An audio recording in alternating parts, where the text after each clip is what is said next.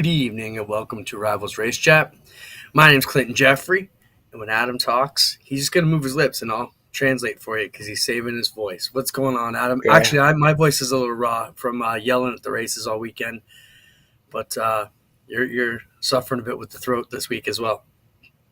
Yeah. I had a cold last week and took my voice away, and it really hadn't come back. But as we were saying before the show, I got to thank Ariana Grande for the tips on how to get your voice back, and you can get anything on Amazon.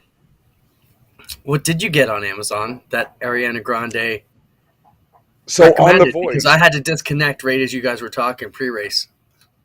Ariana Grande gave everyone on her team on The Voice a lunchbox full of supplements and things to help their throat.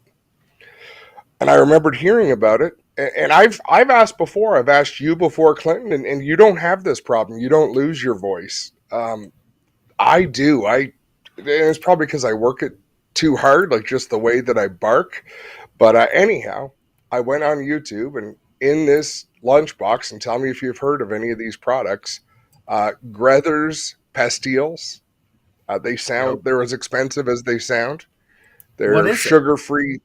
sugar-free throat lozenges made in Switzerland, and they're like the big thing she swears by. Manuka honey drops with ginger, also very expensive. It all sounds too Uh, healthy for me. Bromelain pills. Bromelain is an extract from pineapple stems, and the last thing, and those are in pills. And the last thing, and I've never heard of this, I can't believe it, is a product called Throat Coat Tea.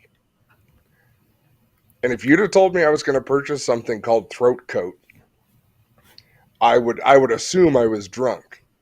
But I ordered all this stuff on Amazon. All Two of of the it? things came in. Yeah. I've got to do something. My voice has been weak all winter. It really, you go through things like that and you get sick and you have a cough, but it hasn't been getting better. I'm already prone to those problems, so it's my biggest nightmare. One of my biggest nightmares. It's kind of like you bug me about me getting new teeth and I still can't eat a damn thing. Kind of ironic, and it's kind of ironic that your voice waits right into 1 week before the season starts to just say, haha, Adam, we were great all year, but good luck making it to Yeah. October. Let's talk about the show now that we've bored everybody with their own self. We thank everybody for joining on. Spencer, we're not seeing the comments down the side here. I don't know if that's something you can adjust for us. Always great to have everybody with us. We're going to talk about Bristol because I was fortunate enough to be there as a couple of our guests are going to join us.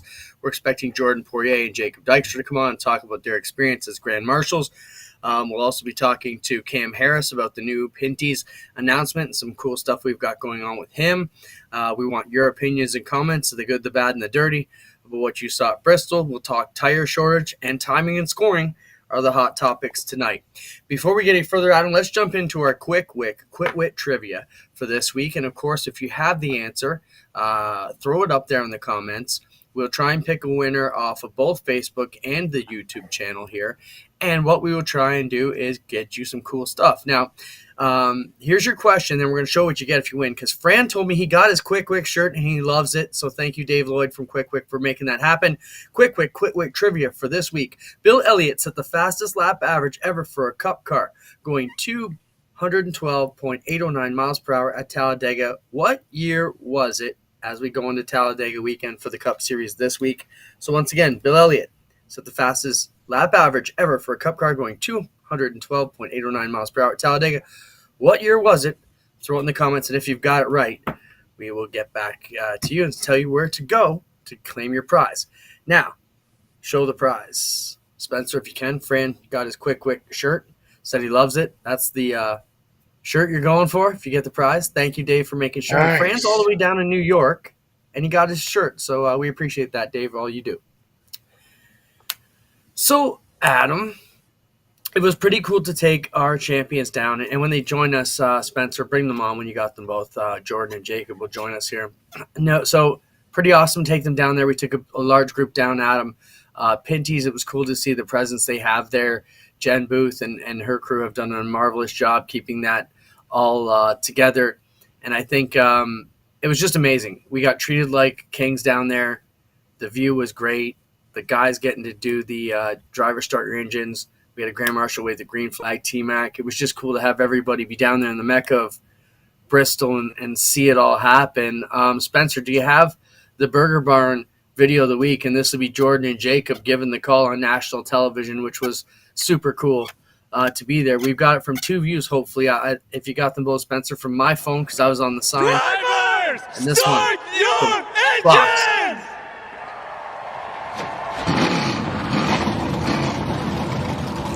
And I thought they did a really good job, Clinton, because quite often you get people like it's not necessarily cool to really belt it out, but it sounds horrible if you don't belt it out. I thought Jacob and Jordan did an awesome job there, brought the energy up to where it should be, and drove it home. And what a neat! I was thinking about this when we were talking about the show just before we came on. How familiar, Clinton, to you and I is the expression experiences that money can't buy. Last week we were talking about trophies that can't be purchased. Over the last few years, how many meetings did we sit in on talking about different things that you can do and different things you can promote and to say, I forget why this came up so much, is because it was the Martinsville clock you were talking about, and you said, these guys all race for millions of dollars, but they want a prize that money can't buy. And that brought us into it. Let's bring Jordan on now, because that was one thing Jordan said to me over the weekend after we were there. And Jordan won in total on top of his race money. And bring Jacob on when he joins us too. Jordan won $5,000 for the championship, got a $1,000 travel bonus and 4 tickets for the weekend to take his team down to Bristol. And Jordan said to me on Saturday night, this was better than any money he could have won. And that was probably the best comment we could have got after putting it all together. Jordan, welcome to the program. First off, buddy, you made it back home safe. You guys left right after the multiple delayed race and drove 15, 16 hours. So I feel for you there. More importantly, though, you had to race back for an exam with university. How did that go? Oh, it went okay. I'd say we tried to sleep a little bit on our way home. I tried to study a little bit, but we were still exciting about the racing and talking about it. That didn't study a lot. It was okay today. I feel like it's my last few exams at university, so I feel like I got not much motivation left. But after a weekend like that, it's a little more fun. So it was okay. Jordan, how much fun was it for your guests, the team members that you took down to enjoy that with? Did everyone have a great experience? Oh yeah, it was honestly crazy. Nobody knew what we were going to expect, but we had the VIP pass. Were I think one of the thing we could see everything in the pits, how people work, how NASCAR world is.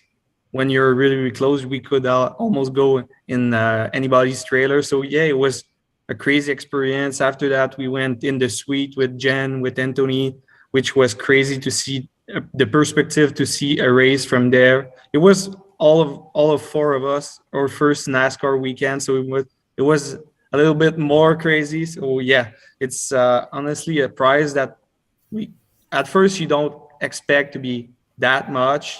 You think that the $5,000 of the championship was something that was the wow. But for me, honestly, I feel like that prize was probably the one a little bit more, since it's probably a lifetime changing experience to do that, to be Grand Marshal at a truck race. It's not a lot of person that can say in their life that they've done that. Awesome. Jacob, welcome. We got you too, Jake. You there? Yeah, I'm here. Jacob, same question to you. Tell us about your experience this weekend in Bristol. Oh, it was awesome. We went there. I think we left Friday morning at 6 o'clock in the morning, got there around 8. And it was not anything what I expected at all. It was a lot of fun. Met a lot of people there. And Saturday night was super cool. My whole team was actually able to get into the pits, so we were able to walk around and see everything and see how everything worked and how different it is from sprint car racing to that. It's totally different. It was super cool, and same thing with being the Grand Marshal. That was crazy. I would never even expected that Like the stuff you and Pinty's did for us was crazy. And then Saturday night was even more fun. Just sitting in the booth with all you guys talking and watching all the races and the view. We were able to see everything, and it was crazy. It was a lot of fun. Yeah, and I love the idea, like you said, what Clint put together with Jen and Tony, formerly of Pinty's.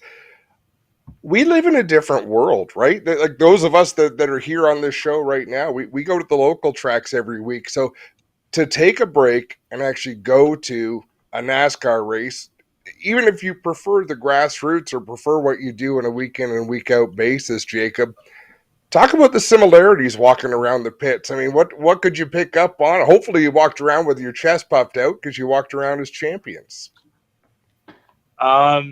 Yeah, it was super cool walking around the pits. I know Stuart Friesen very well, so we were in his pit a little bit, and we were talking with his dad, and it was super cool just to see how they do things. Like, it's nothing compared to what we do. And, yeah, everything's just so much more complex, and the way that they do things, it's crazy. And we were trying to pick up a couple little things, but everything is just so different that it was very hard. But there's some things that I'm talking to a couple drivers, and the concept and everything is the same driving on dirt in a truck than it really is. They were just talking about how the banking and everything can hold you, and we were just talking to a bunch of them, and their knowledge is a lot, and it was super cool. I just want to show you, Adam, the guys were also surprised with a beautiful plaque here. I happen to have T-Max. He was the flag waver, but these guys got a great plaque from the President Jerry Caldwell at Bristol, so that was super cool. Another great add-on, and I mean, from the start to the finish, our guys were treated like absolute royalty. There was not at one point we felt unwelcome at all. Anything you wanted to do, and I got that sense from everything there, Adam. They were just they said if there's anything we can do, no matter how big or small, and that wasn't just to us. This is how they treat all their fans. Bristol definitely does it right. Let's talk. Before we get into your seasons, guys, and what you have coming up, other than the experience, what did you like about the dirt race? What were your thoughts on the trucks and the cars? And there's a lot of talk about timing and scoring. There was a lot of talk about them not having a proper class there to pack the track on Sunday. There were delays. There was windshields. What topic you want to throw out there, Jordan? What kind of surprised you or caught you off guard? I think at first I got to say that the racing was pretty good. I think that the NASCAR asphalt people are a bit shocked or surprised that I seen a lot of comments on Twitter that they didn't like the experience or they didn't like the race, how it was and how it was clogging the engine at the cup car. But I feel like the racing was really, really good, and it's surprising, and probably that's why they had so much good viewership for the race, and they'll do it again next year. But yeah, I was just surprised how well it was racing on dirt, how exciting it was. But my biggest takeaway from the weekend, I think it's how I seen the driver work, how they are PR trained, how marketing god probably they are. Just the way they were walking on the stage, going out when they were presenting the driver, I felt like there was just another world, just to showing their sponsor. I feel like that's something I've learned at Bristol, that we could do the thing a little bit more as a driver, as a person, for our sponsor. I think that's my biggest takeaway of the weekend. Jake? I totally agree with everything that Jordan said. Like, just the way all the drivers are and how they kind of put out with some of their sponsors is really big, and something that I might actually try to do more of myself. I know it's a little hard to produce sponsors like that, and they do it very, very well. But with the windshield and everything like that, I listened to Kyle Larson. He said a little piece about take the windshields out and everything like that, and how they're overheating and everything. I was kind of reading a little bit up about it, and they can't really, like, that close into the race. I didn't think they could even do anything about it, but like, the racing was phenomenal. No one really overheated in the A main, but yeah, the racing was it was crazy, and everyone was talking about how slow they are, how it's not going to be that fun to watch and everything. And I feel like when we went there, they were pretty quick. Like my expectations with the racing were a little low, just because everyone was dissing, saying that they're going to be slow, they're not meant to be raced on dirt and all that stuff. But the racing was very good, especially when it came down to like the last 50 laps. Like, it was very entertaining and fun to watch. That's for sure. And fun to watch is the part that matters. And I'm glad you guys got to spend that time together, enjoy your crews, enjoy each other. Now we get ready for the outdoor season, where you can go back to being frenemies, or whatever you want to call it, competitors on the racetrack. Jordan, we'll start with you. What are your plans for 2022? As of now, we'll be running the full ESS season. We should do a couple of KOT shows when we'll be able to do it. I think we'll be able to do 5 shows approximately. There's 2 national that are on our schedule too. There is one pending, depending on whether what we'll decide. But other than that, we're starting on April 29 at Fulton Speedway, and after that, we'll just run from there. We'll probably try to go practice this weekend at Drummondville.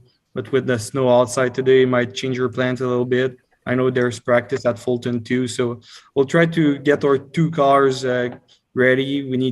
We bought a new motor, new chassis, new chock, so we want to try something just before the season started, because it's easier to testing, and we don't want to test them in race competition. But other than that, yeah, we're pretty excited about our season. I feel like it's my first real sprint car full season, where we'll be able to do a 30-35 race season. And that's a great point too, Clinton. Like, sprint car drivers and teams are used to racing a lot. The last few years, we've done things to fill the gaps. But yeah, Jordan, you're going to be. I can only imagine, and this applies to both of you. I can only imagine how much better you will both be getting to race a couple of times every week. Like, it's just, the sky's the limit. Yeah, it was really, really hard the last few years, because I'm used to run probably 30-35 race every year. So my dad was letting me run his lightning sprint in Quebec just to keep me sharp at the beginning of the year, because both season, the 360 started a little bit later because they need people in the stands to pay the purse. So I had a chance that my dad was letting me race, but now I just feel like practice will do the same thing, and after that we'll just get into a rhythm, and we'll be able to race it out. Jacob, what do you got going on this summer?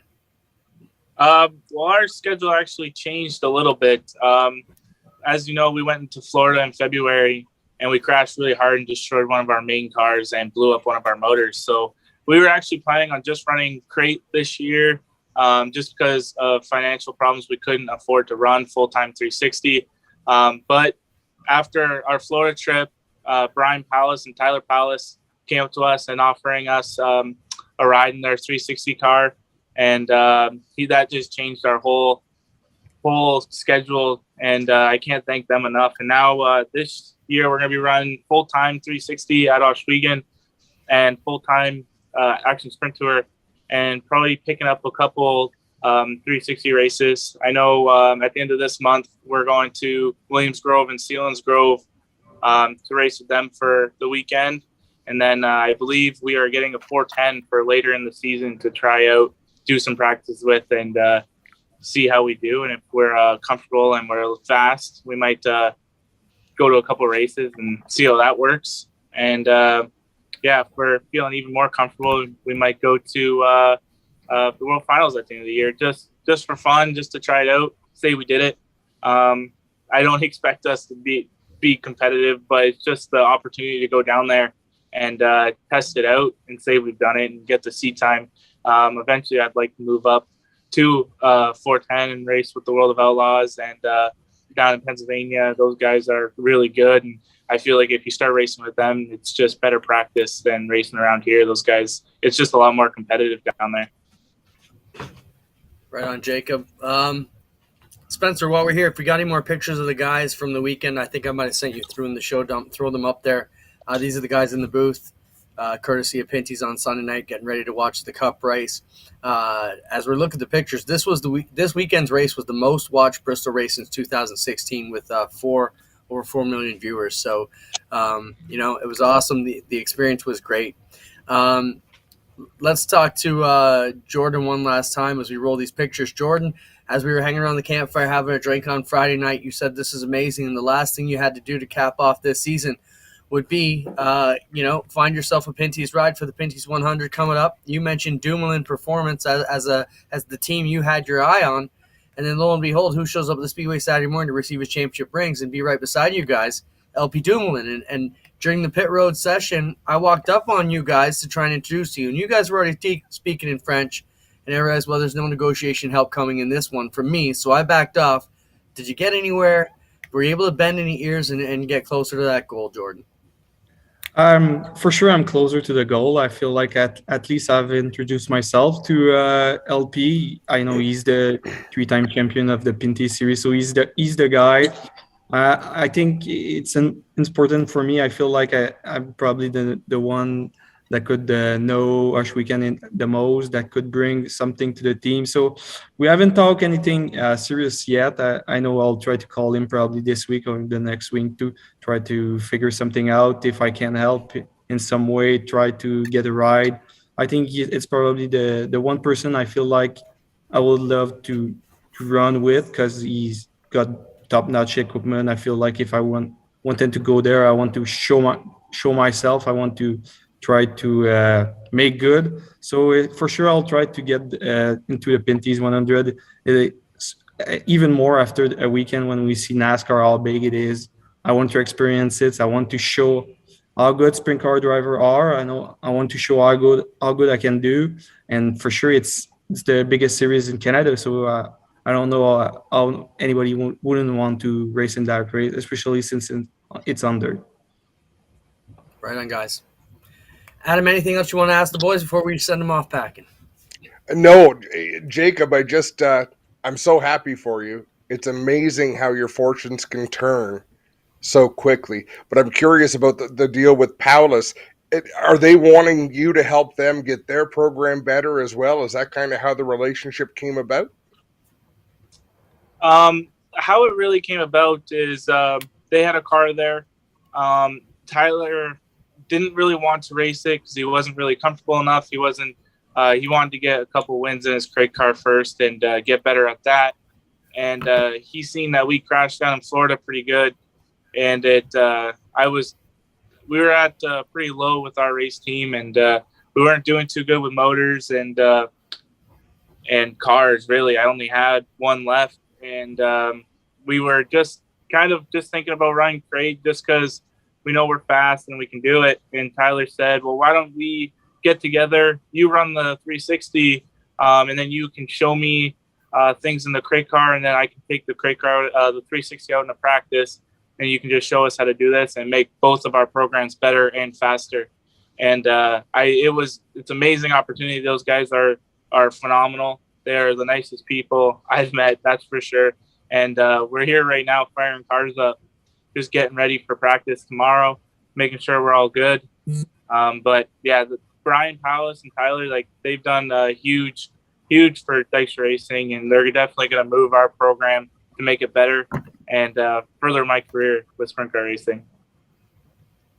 Right on, well, guys. congratulations on that. Go ahead, Adam. I was saying the same thing you were. Congratulations to both of you. Thank you for representing our part of the sport up here in Ontario as well as you did. You had a lot of people really excited. I look forward to seeing you guys at the races. Thanks, Yeah, guys. we can't wait. Thank you. Couple of young up-and-comers, Adam. Good reps of the sport, and a long way to go for both of them on their journey, I'm sure, and we wish them the best. Isn't it amazing, though, what they both saw? They both talked about PR. And that's not a normal thing for young racers to pick up on. And I kind of wish, Clinton, because I know I speak my mind. I have no problem voicing my opinion as we watch a race. And it's not to say, you have drivers who wear the white hat and you have drivers who wear the black hat. And Jacob Dykstra is probably a good example example. He's got a lot of attitude. Embrace it, though. You can still be that great ambassador. He still is that great ambassador and do PR, regardless if you're a villain or if you're a hero. And he's not really a villain. He's just that one that speaks confidently and backs it up week in and week out. Well, he races hard and he's passionate, so that's where that comes But to from. recognize, but to take that and recognize, okay, there's more we can do and more productive things. And as a track promoter, that's exactly what you need. So if you've got a new sponsor at the races, Clinton, let's use the NASCAR Pinty series as the example. If you've got a new potential partner as the series or as a racetrack, what driver are you going to go and introduce them to? Like, I want to make a good impression. I want them to really see what we're all about. In my world, I'm going to find LP Dumoulin because that's his thing. That's what he does, right? If you get to be known for being that person, Jason White was another one. Like, there's just people that know what they're good at, what lane they need to be in. It's funny you mentioned that. We're going to bring on Cam Harris in a second, but let's show the Jordan Poirier shirts. That's one thing we meant to get out. Jordan's got some new T-shirts. You can look them up on Facebook to get them. We're loving this. The 2021 Knights of Thunder champion with the sponsors on it. So get out there and check that out if you're interested. And Jordan's got T-shirts for sale, and we wanted to get that out before we moved on too much. Let's tie into our LP Dumoulin segue here. As a part of the Bristol weekend, Jen Booth from Pinty's made an announcement, had a press conference. We're going to welcome Cam Harris on here, and we'll talk to Cam about the situation. 5 more years announced for Pinty. Cam, how's it going? It's going great, guys. How are you? Good. Let's roll the Awesome. clip, Spencer, from the press conference from Jen. Chad Ziegler had just announced they're going to go 5 more years with Pinty. This is Jen's speech as to why Pinty's chose the NASCAR model to keep rolling here in Canada. Yeah, first off, I just want to say it's great to be back at Bristol Motor Speedway. We're obviously very excited for tonight's Pinty's dirt race. Our consumers, customers, and businesses have been hard hit by the depth and length of a pandemic that affected the whole globe. Within this time frame, our loyal customers support the Pinty's brand, while our all-email team continue to keep our supply of products open and available. A very bright spot in such a difficult time was the commitment NASCAR made to providing entertainment in a much-needed time while innovating and creating new offerings to our shared loyal consumer base. The Pinty's race at Bristol tonight is the perfect example of that. At Pinty's, our business since 1943 has been built on the premise of making great food fun. Today's 5-year extension adds to an already decade-long relationship, as Chad had alluded to. We look forward to continuing to support and our loyal consumers with more great tasting Pinty's products and even more entertainment from the best stock car racing in the world, NASCAR. Cam, what's your thoughts on that? I know you must be one of the most excited guys to see this come down, your favorite division and your favorite sport here. Going to be alive and well for 5 more years in Canada with the best brand support. It's big, Clinton, and it's I understand that there's a lot of people that were maybe a little surprised at the way that the announcement was made. A lot of people were thinking a little bit towards the Xfinity series or the Cup series coming to Canada, that's what the announcement was going to be. But when you see NASCAR Canada, you're going, oh my gosh, it's a Pinty series announcement. And, to have 5 years of it's stability is what it is. And that's, as a fan and a longtime fan and a really big fan, it's extremely exciting because it's something that I don't know if we ever kind of felt that we've been comfortable year to year, but to have 5 years right off the bat here when the series is starting to really hit its peak, especially when we're hearing all the announcements for this season, it's coming at an excellent time. And to see that Pinty's is investing in this series, it just is a big pat on the back to everybody that's been able to run the series over the past couple of years and show that, hey, we're doing something right here. And when Tony came in, and this predates you a little bit, when Tony came in 10 years ago and gave speeches to the drivers, to the team owners, he made it very clear. We are here to invest in you. This is not a matter of writing a check and walking away. He promised the drivers they were going to cut promos. They were going to put these drivers on TSN, and he did everything he said he was going to do. Jason Hathaway promotions, Larry Jackson promotions. He made these drivers, put them to the forefront with the NASCAR product that he had. And I was concerned over the last year or two whether Pinty's was going to keep on going, because it was hard to imagine another partner that would go to the same that is so ingrained in sports in Canada between curling and NASCAR. There's not many that do it better than Pinty. So like you say, it's stability, and we're seeing it. It takes so very long for this to happen, but we're seeing the growth in the car counts. We're seeing the way the series is branching out. So you're excited about everything to do with the NASCAR Pinty series, but that had to feel pretty good. Absolutely. It's, for so many years, you've kind of had this feeling that at any time the series could go away, and things were looking really bleak during COVID. And that's not just for Pinty's in general, but racing in Canada. And to see them step up, Pinty's time and time again, they supported the series throughout COVID. Those couple of races that they ran in 2020, Pinty stepped up and sponsored those. They were able to foot a lot of the races last year. Maybe they didn't have the sponsors to do so, and to see that they're still willing to come back after what's been a tough time for everybody and continue to support the series shows that they believe in it. And we as fans need to respect and support Pinty's back. I mean, that's the one thing that, go out and follow their social media, go out there and get yourself your Pinty's gear, go out and get yourself, of course, the Pinty's food.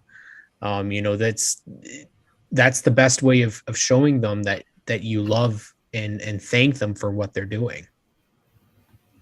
Can we see part of that press conference was LP Dumoulin getting his third ring? I believe we have a clip of that. Roll that, Spencer, and we'll talk about the ambassador he is and just our live impressions, and then get your thoughts on it too. Roll it, Spencer. So this is President of NASCAR Steve O'Donnell presenting LP Dumoulin with his ring. I don't know. Do we have it? I'm not sure if we have any speech clips, but here we go. Thanks, Steve. You want to wrap up by telling us how that ring feels? All right. Well, that is a huge honor to have the third ring. Everybody's asking, okay, what it means to win, the third championship. Is the first one is the best one, or it's hard to say. We cannot compare it with kids, but you like them all. They all have something very special, and then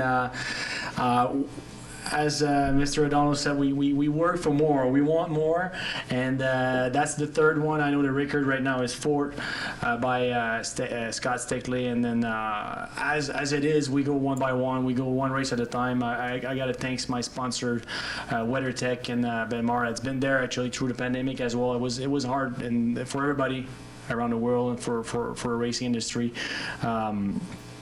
Super proud of that. It means the world for us, and thanks for everybody in the series.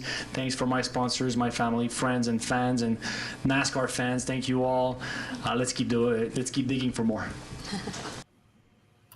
Spencer, quickly show the picture of his hand full of gold there. I had to walk up and get a picture of it, and quite a miffle. I don't think I'd want a right hook from that one. But, Christine was standing there with me at the press conference, and we were at the back of the room, and she had never seen LP before, maybe in passing, but didn't know who he was. And she said, wow, she goes, what an ambassador this guy is for the sport. Carries himself well, looks good, talks well. When they ask him for French, he can spout it off there too. Just a great ambassador. And as a fan of the sport, I thought, wow, with Pinty's and LP, we're in pretty good shape. Anything else you want to add to that, Adam, before we jump into the dirt side? Because I'd like to talk about the bit of the buzz cam tied in from the Bristol end on Twitter into the Pinty's race and what the latest is on that. Anything else you wanted to get to LP, Adam, before we went that way. I know you are always appreciative of the way he carries himself as well. I really do think LP is the greatest champion NASCAR Canada has ever had. And I love DJ Kennington and Scott Steckley and Andrew Ranger. They're great for different reasons. DJ Kennington's just a phenomenal racer who can do everything on that car from top to bottom. Scott Steckley, if I wanted to go racing, I'd want to go racing with Scott Steckley because they were the best prepared team every single week they showed up to the races. And Andrew Ranger probably could have won any of his championships driving the truck that they towed the car to the race with. Like, he's just unbelievable. But what LP brings to the table, and the reason I call him greatest, is for the things that he can do to further the sport. So not a slight on the other champions in the least. It's just an eye-opener to doors he can unlock and things that he can do that in turn help everybody else racing in the series. I just think he's impressive. Cam, let's talk about the Pinty's race. If you want to comment on LP, go ahead too. Well, I met him for the very first time a couple of years ago, and the interaction that he had with the fans is what drew me to him. The interaction that he had with young kids at the racetrack, making them all feel like they are, his best buddy. It's what kids idolize, is somebody that talks to their level and treats them just like they would anybody. And he always does it with a smile on his face. I don't think I've ever seen him upset, ever. He's always happy. He's always enthusiastic about the series and happy to see you. And it's just another, and not just him, but his whole team. Jessica Menard, who does the PR for them, Dumoulin competition, they're all a fantastic bunch, and I absolutely love all of them. They all got that same type of mentality of let's preach the positivity and welcome everybody in. All right, let's get dirty. Pinty's 100 coming up at Osh Weekend. You were working the Twitter machine. And Adam, I got to say, I don't know how to use Twitter at all. I mean, Graydon messaged me the other day or liked a post, and I am lost. I'm totally out to lunch. I'm not even going to pretend to know. I know what I'm doing on Twitter. Someone tagged me. So if anybody tags me on there or comments, I'm not trying to be an ass and be rude. I really don't know. I probably got a million notifications. I just never figured that out. I'm too much of a boomer for Twitter, if you can believe that. Can I make a confession? A Twitter confession? Yes. I'll get a notification. I've been tagged in a response. Oh, isn't that neat? Cam Harris saying something super kind in response to I don't know what, because I don't know how to find that's my what problem. Cam responded to. So I can only see it's like only hearing the punchline of a joke, but you didn't hear the joke. So I don't know how to get to it. I'm just like, oh, thanks so much, or give it a like, or give it a, oh my God, I'm too stupid to operate this thing. Okay, so let me get into what I got into on this weekend. I did have a chance to talk to some of the drivers about coming to the Pinty's dirt race. I don't want to drop any names yet, but they are high-level guys. Obviously, Larson, I mean, we can throw that out there. Everybody knows Glenn sponsors Larson. He was obviously the first one we talked to. I have a feeling that Larson can't make it. I'm just getting that impression. Kyle Larson has other pre-requirements. So everybody thinks Larson's coming to Osh Weekend. It'd be great, and we'd like him last minute. I don't think we're going to. So I don't want to break everybody's heart now, but let's talk. But there were other high-level meetings that went on where we're talking about who we could bring in, and the names that were thrown my way by some NASCAR executives blew my mind that they were guys I didn't even think we could get on the level of Kyle Larson. So let's just keep it at that. Cam, you were working the Twitter machine, as we call it. You had a few of the guys talking about it and saying who would want to come up. Mm-hmm. Tell us how that got started and who responded and, what came of that little chat on Twitter this weekend. Yeah, one of the things that has kind of been important to me is trying to get as many eyes on our series as possible because, there's a lot of companies that sponsor drivers and they have Canadian sides of them. They can Canadian versions, I guess you could say. And we had actually had this conversation, maybe last year at some point with Josh Williams from the Xfinity series who drove for DGM Racing. and he was absolutely interested and said that would be so cool to be able to do that. So threw it back out and threw it out on Twitter again, and a couple of names from the Xfinity series, tried to tag them in because some of the Xfinity guys were on Twitter saying, hey, why aren't we getting to go to Bristol and dirt race? We'd love to do that. So he tweeted some of those names out. And then funny enough, a couple of them responded and said, absolutely, we'd love to do that. Ryan Vargas, who's a guy who's been on our podcast a couple of times, and we absolutely love the guy. He was one of the first people that said, yeah, absolutely. And Myatt Snyder was another. And then Camping World Truck Series driver Brad Perez was also throwing his hand in there. So then all of a sudden it started to kind of spiral a little bit, and just again get a little more attention on the series and what the race is going to be in August. So I'm not sure where things are going to lead, but hey, if we can get more people interested, it is the week that Watkins Glen is happening. So it's definitely possible for people within the ARCA, trucks, Xfinity, and Cup to be able to make it. So hopefully that something is able to come from it. I just don't know if there's going to be any cars left. That's my concern. Well, that is a challenge, but I would argue that you should be able to take a road course car and make it work. I would argue that any car that has four wheels on it with Pinty's series is going to be inactive that way. Let's talk about some of the other issues, guys. Okay, obviously, hot topics from the weekend. Everybody said they should have had a Packer, another division there. They had about 8 Packer beater cars, but it just wasn't enough to do the track in the way it needed to be done, especially with the weather they had. A support division could have cured that for them. Let's compare what they had going on to what we had. I thought the track conditions are good, very racy, no holes, no problems, no pits. I thought it was awesome. Consistency was good, got a little slick in the middle. It's great. Ash weekend, we should see the same thing. I think you're going to see 2 days of sprint cars is going to lead to a hard-packed, very slick, very shiny. It's going to be slow and slippery, but that's okay. These cars aren't going to be rocket ships out there anyway. So our track conditions, I don't anticipate to be a problem at Ash weekend as far as Packers. Windscreens was the other topic, Adam. And obviously with these spec cars, they weren't about to let the teams go and adjust and make up any apparatus, let's say, to block the hands, and that was what we heard. I also wonder, the greenhouse effect, taking that solid windshield out, does that how the roof and windows and everything work on it?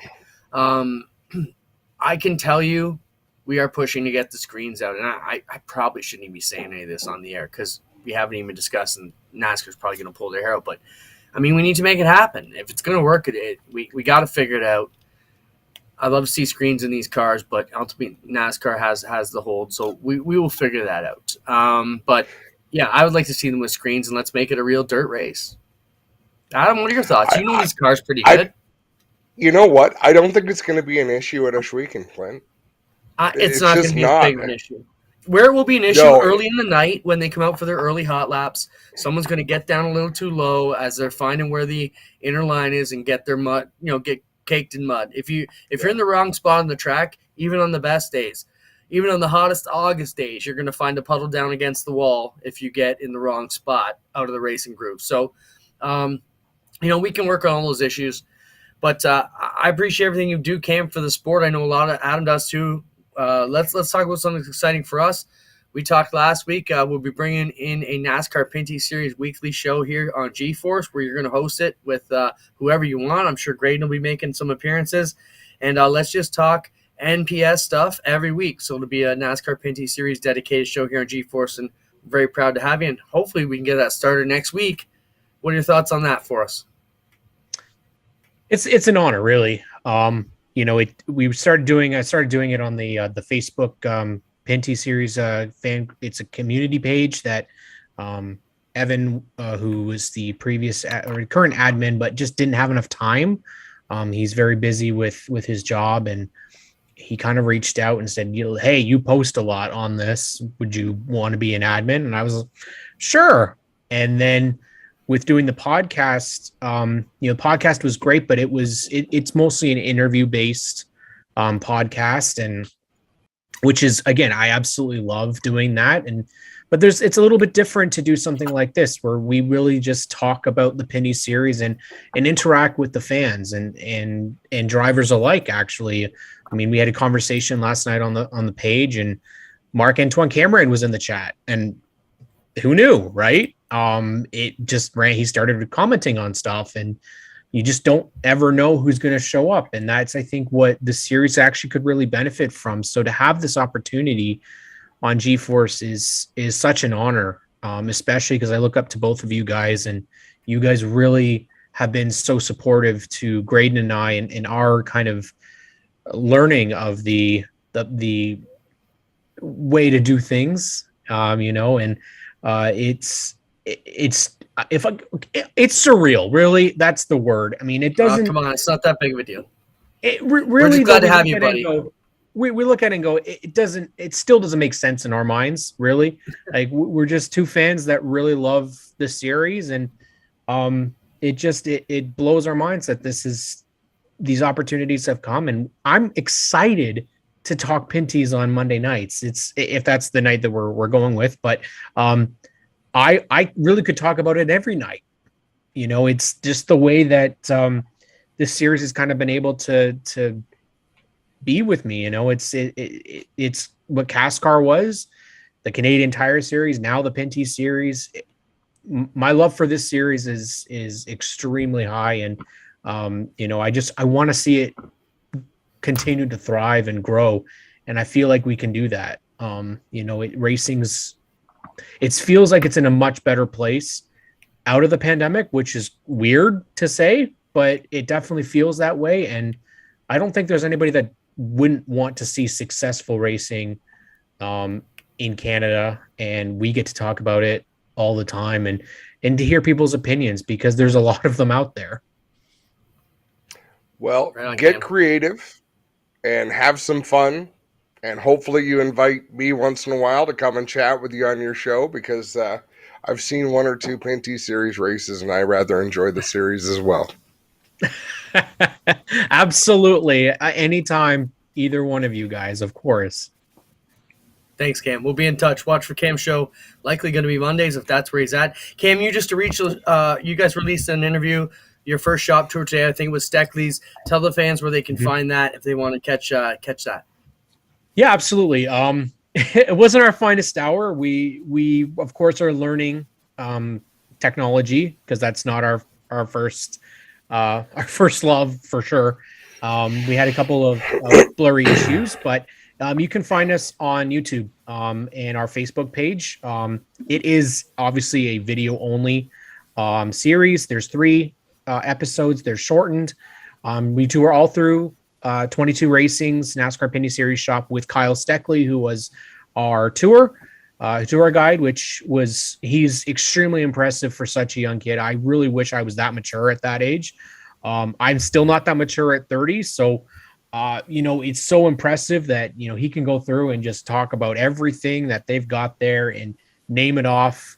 And you get to see kind of how they go about things, and how, if you were to look at the Cup Series, how different this is.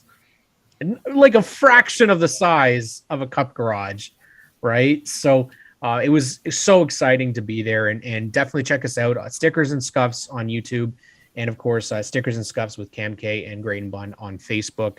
We'd love to have you as a viewer and a subscriber. Thanks, Cam.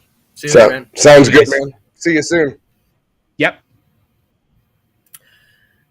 I just want to mention Fast Eddie Speedwear. Make sure you go out and check up all their stuff. Throw up some of their Garment and Spencer. You're going to see a lot more of that on the channel as we get into the racing season this year, along with Quick, because they are the 2 major supporters of all the live events going on, along with Pinty's on G-Force TV this summer. Lots of shirts, hats, and other apparel you want. Check out FastEddieSpeedwear.com, and they have got some wicked designs, and we've got some more plans. And I'm thinking Adam and Jamie and Greg and all the on-air team will likely be in Fast Eddie gear on air this summer. So we appreciate Ed, Jamie, Jason, and everybody up there at Ed Hackinson Racing and Choco, I should say, for what they do. It's going to be a great summer. Adam, tires are the big problem still, man. American Racer threw it out there that nylon is the shortage. Hoosier Tire still suffering issues. Are we gonna make it? Now, I'm saying from the sprint car personal selfish end of things, I'm sure our guys can make it through with what we've got in the speed from the last. I mean, if we got to go back to the tire pile, we're not tearing them up like modified tires get tore up at 5 Mile Point where they're coming back on the cords. These guys throw them out because they could have a bit better newer tire, but it's a big problem. Yeah, and people, the fans need to understand, Clinton, that the tracks at this end of Lake Ontario, Ohsweken, Humberstone, Merrittville, they're not very abrasive racetracks. You can get weeks and weeks out of tires if you want to. I'm more concerned for Brockville Speedway, and Yep. I'm not sure about Cornwall, but Brockville is abrasive. Brighton can tear them up too. Yep, Brighton can tear them up so, too. So it's a matter of now. The nice thing with Brighton is they don't run. They only run the late models that would run that size of tire. And again, hopefully they'll be able to come up with a program to ration those tires and get through to the end of the season. But it's going to be something to watch for all year, and be thankful that we are up here racing in this climate, because I think things are going to get very ugly south of the border, because the competition between tracks, who gets their tires, who's going to get looked after, who's going to get left behind, someone's going to get butt hurt. Well, maybe I'm speaking out of turn, but I'll speak in turn about what I know. With Hoosier Tire Canada here being our tire supplier, they're the one main dealer in this region for sprint car tires. You know, most people go right to Hoosier Tire Canada to get their tires. In other places in the States, like you mentioned, almost every series sells their own tires on the road to make their tire profits back. And that's where it becomes cutthroat, because when you start cutting back their supply of tires, they start losing their income to their series, and that helps pay the point fund. Like, we get Hoosier Tire money for Ohsweken Speedway, KOT, Action Sprint Tour Sprints, and that's a big chunk of money at the end of the year. And if you can't sell those tires, you can't make that money in the States. Here we have a different model that we're very thankful of our deal with Hoosier Tire. The way it's been a multi-year deal, and it's really working in our favor, let's say. We're not going to feel the pain as much as some other series would. But I absolutely agree, Adam. The battle for the tire inventory to keep your series either A, on the track racing, B, keeping your point funds where it needs to be so you can stay financially stable, is going to be a big issue for these guys. I see Brett Dale, who we widely considered one of the most modern and smart promoters out there, has started a voucher program now at Fonda and his speedways to try and manage that situation. And I think I sent that to you, Spencer, there today. There was another one came out from American Racer Tire where they explained it's a nylon shortage. This is the bulletin that came out from American Racer. So it's just, these seem to come out 2 a week lately, whether it's from Hoosier, American Racer. You know, they're sounding the bell for a long time that there's an issue. Yeah, price increases and availability challenges. And it's going to be everywhere. I haven't heard a thing about General Tire, the supplier of the NASCAR Pinty Series tires, but I have a feeling because it's such a limited use tire that they should be all right. I believe it's an old school kind of tire that they run. So I haven't heard too much about that, but I have a feeling they'll do all right. Same thing there. The way they've structured how teams get their tires, it's very controlled. Nobody can go in and buy a trailer load. Contrary to what you just said there, I tend to worry about it the other way, but I think it's going to be okay, and I'll tell you why. Because you're a small run of tires, it seems like in the bulletins we're saying is they're running the most widely used tires and putting those supplies and keeping them out of these niche little tire deals. Why I don't think that's going to be a problem for the NASCAR Pinty series and the tires they run and the General Tire and the Grabber tire we use on dirt is because of NASCAR's power. They're going to have enough buying power and clout to make sure they're front of the line service and make sure they are not embarrassed by having to cancel races because of lack of tires and such. So I think those situations will be all right. Smaller promoters, I mean, SOS, they have their first race coming up this weekend. I know they were in a bit of a scramble to find tires. I don't know where they are with that. I know the Hoosier Tire is not being allowed to be run on the right rear. At least Bicknell's not selling them to them because they don't have them under contract. It's a mess for a lot of series, and we definitely don't want to see that. Before we get much further, we have to announce our winners this week. Our quick wit trivia winners are Doug Erskine and Will McLean. Please email dave@quickwick.com to get your prize. And as we saw earlier, Fran gets it done. So congratulations to longtime racer Doug Erskine and Will McLean getting it done, as it was in 1987 that Bill Elliott turned that qualifying lap of 2:12.809. 212 miles per hour, Clinton. That's like 15 miles per hour faster than they're running right now at Talladega. Spencer, do me a favor. Let's show the interior of Bill Elliott's NASCAR Winston Cup stock car. How do you like the safety features in that car, Clinton? That's what Spencer There said. is What no safety head. features? There is no head support. There is no shoulder support. I mean, it is unbelievable. The Core strength That's how these the guys cars would have work. had. oh, Like the core strength you would have to have from your halfway up your ribs, your shoulders, your head, all that weight. Man, drivers today are just almost, I don't want to say going to sleep, but they just lean it over on that right side and kind of rest their head. yeah. The Well, forces that would have been on him is insane. This is where the expression came from, falling out of the seat, Clint. Because the way they are right now, the containment seats, there's nothing to fall out of. You're in a cocoon. That seat, just Go like back you to the say, picture, Spence. you need that core strength to keep your upper body up on the wheel, to keep your head up. What we've learned in seats in development since Adam is this whole seat, you're held in by your ribs. And they just don't do that anymore. They've realized that's a fragile part of the body. Now all the support seems to be on the shoulder and the hips, and the rib area is almost open in a lot of seats to avoid that crushing impact. And man, that wraparound tongue that kind of comes under your arm was responsible for many a punctured lung and broken ribs in the racing world. Yep. So hats off to Bill Elliott. 1987, that show. man had nerve. Another good show. Thanks to our guests, Jordan and Jacob and Cam, for stopping by.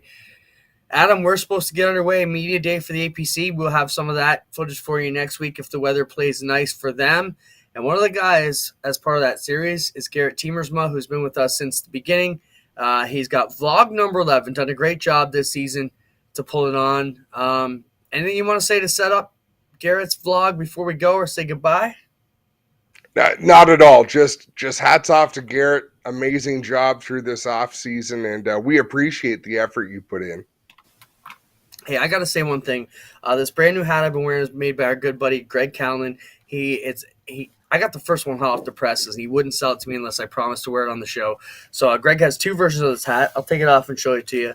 So it is a leather patch engraved. Oh, I can't never do that. Leather patch engraved. Where is it? There it is. It's got that's the Big Block Modified Dirt Track Nation. He's also got a sprint car variation. Look them up online, dirttracknation.com, to get your stuff from our good buddy Greg, and some really cool stylish hats. Our Shweekin apparel is coming for all you guys. Greg's been working on that, and I'm super excited to show that off. He just sent me the proofs for G-Force flags and our Shweekin flags. We're going to have a colorful summer. Adam, thanks everybody for being with us. Garrett Tiemersma, vlog number 11, as he gets ready to kick things off at practice this weekend. Here it is. Thanks for being with us. Hey everyone, welcome back to the vlog. We're in the Tiemersma Motorsports garage again, and today we are working on vinyl. As you can see here, we've got it all cut, ready to go on the car, so let's get into it.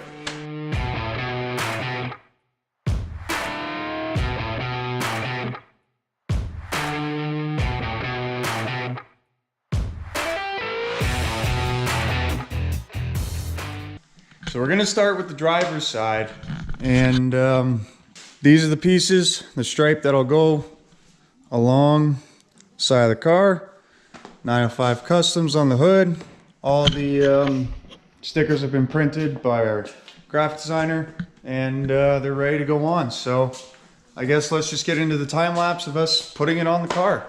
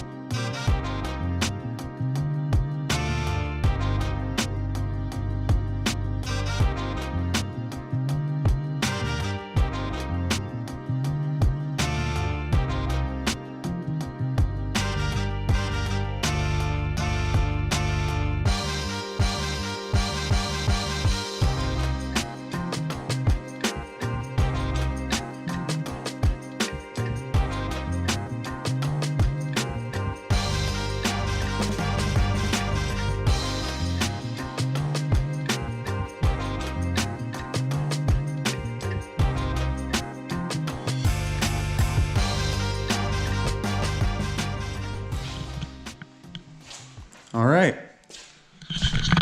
So we've got the driver's side done, or at least one side done, and the nose is done as well. But it's late. We're done. We'll take the passenger side for another day. So I really like how the lines turned out. Silver looks really nice. I think it's gonna look really good on track. It looks fast standing still. Let's hope it's fast in real life too. So let's just cut to, I guess, the next part of the video where we're putting together the right side of the car.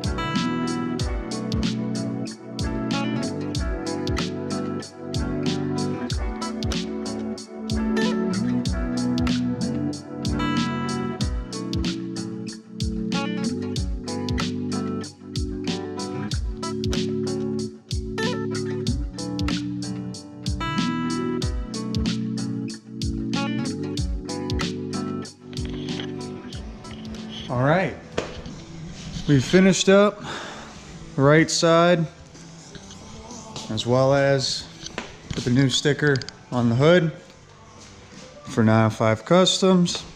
The car is just about done for vinyl. I think it looks really good, except for all the bubbles that we put in the vinyl. I don't know. Really like how it turned out this year. It's something new. It's different than checkers. It's something that we haven't done. I think it's really gonna look good out there on the track. We still have to finish all of this in black. That has to get wrapped still, but that's for another day. I've done enough for today. It's time to go eat and just take a break. That's going to be all for this week, guys. Thank you for tuning in. Keep up with us on all of our social media. Make sure to check out the Quick Lick Superstocks on G-Force TV this summer. And stay tuned with us on all of our social media, because we're going to be testing in a couple weeks. And I'm going to have a lot of footage from testing and photos, videos, all that good stuff from testing at Delaware, Sunset, maybe Flamborough. We'll see what happens, but car's looking great. We're ready. And we'll see you next time.